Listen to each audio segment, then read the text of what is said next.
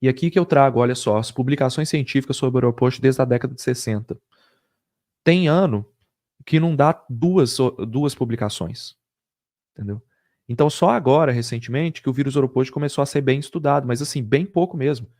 Só para você ter uma ideia, na época da pandemia aí, a gente estava falando de mais de 5.000 artigos publicados por mês. A gente tem hoje 25 no ano, entendeu? Então, o Oropost é um vírus desconhecido, a gente não sabe muita coisa sobre ele. A gente sabe a manifestação clínica, mas a gente não sabe quais são as complicações a longo prazo, nem o ciclo exato, o que está acontecendo. Lucas, mas então é só não viajar para a floresta amazônica. Aí que tá, meu amigo. Descobriram depois de um tempo que o Culex, que é o pernilongo comum, esse que faz um zumbidinho, e aí que tá o problema. Pernilongo tem em todo lugar. Esse Culex aí, a gente coloca até SPP, porque não dá para definir exatamente uma espécie, porque são tantos. No Brasil, o mais frequente é o Culex quinquefaciatus. Mas o Culex em geral, né, o Culex SP, ele tem em vários países. E ele é um possível vetor. Já comprovaram a capacidade de vetor, de potência de vetor, né? Ele é um vetor em potencial, ele pode transmitir o vírus para as pessoas, tá? Então é um mosquito que ele é marrom e grande, provavelmente você já viu, né? Ele faz zumbido à noite e pica de noite. Apagou a luz, começa aquele mosquitinho chato pra caramba, né? E aí o outro problema é o Culicoides paraensis, ou maruim ou pólvora, né? Na verdade, o maruim é um mosquito que possivelmente as pessoas que moram na região norte conhecem bem, as pessoas que moram ali na região centro-oeste também devem conhecer bem, mas as pessoas que moram na cidade não conhecem. É um mosquito que não é muito comum em cidades, ele é mais próximo de regiões de matas e córregos.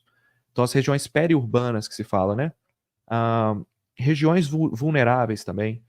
Pessoas que moram muito próximas a regiões de matas provavelmente conhecem o maruim, ou o mosquito pólvora. Ele parece muito bem uma mosquinha, ele é pequenininho, ele pica próximo a regiões de matas, córregos e pequenos lagos. Então tem um laguinho, sabe aqueles laguinhos no meio da cidade que fica a água paradinha ali, até fica pulando uns insetinhos de um lado para o outro? Ali é lugar que tem culicoides paraenses. Córrego, você está numa região mais pobre, tem um córrego a céu aberto passando, tem mata do lado, pode ter culicoides paraenses. E culex também, tá? E regiões de matas, com certeza ali, onde para o meio urbano e começa a mata, é onde o culicoides ele normalmente fica, porque ele não consegue competir bem com o mosquito silvestre, mas ele compete bem com os mosquitos dessa região ali periurbana. Então é onde que ele se instalou, tá? Os dois mosquitos, eles são mosquitos que gostam de matéria orgânica. Então onde tem lixo, não necessariamente você vai buscar água parada. Lógico que buscar água parada é importante, mas onde tem lixo, é muito provável que tenha acumulado água com matéria orgânica, que é excelente para esses dois mosquitos aí. E eles são chamados de mosquitos mesmo, tá? Apesar do maruim não ser necessariamente um pernilongo, ele parece mais uma mosca, e aí os biólogos sabem muito melhor classificar isso, qual que é a classificação dele, né? Eu quis trazer isso aqui para vocês verem que não é exatamente o Aedes aegypti que é o envolvido. A Aedes aegypti não tem nada a ver com isso. Então a gente tem dois novos inimigos aí à espreita. E quando a gente fala de pernilongo comum, todo mundo tem em casa, né? Foda. Então, pessoal, só para comparar o tamanho do culicoides aqui, olha só, esse aqui é um Aedes aegypti, que é um mosquito pequeno. O Aedes aegypti não é um mosquito muito grande. O culex é maior do que o Aedes aegypti, tem ali 7 milímetros, o Aedes aegypti tem em torno de 5. O culicoides tem em torno de 1 a 2 milímetros, ou menos, tá? Então é realmente uma mosquinha. Eu vou mostrar mais imagens para vocês. Se vocês pegarem uma mão de uma pessoa adulta comum, você vai ver na mesma mão, às vezes tem 40 mosquinhas, entendeu? Cabe muito e é um mosquito que vem assim atacar em bando, tá bom? É um mosquito complicado. Não é, a gente não vai trabalhar com ele identificando ele, a gente tem que ficar longe dele. E aí, olhando os casos, tá? Historicamente, lá desde o primeiro isolado em 1955, o Brasil já viveu vários surtos de Oropost. A gente está falando de mais de 30 surtos de Oropost. Os maiores, os 10 maiores, né? Foram esses aqui que estão no mapa.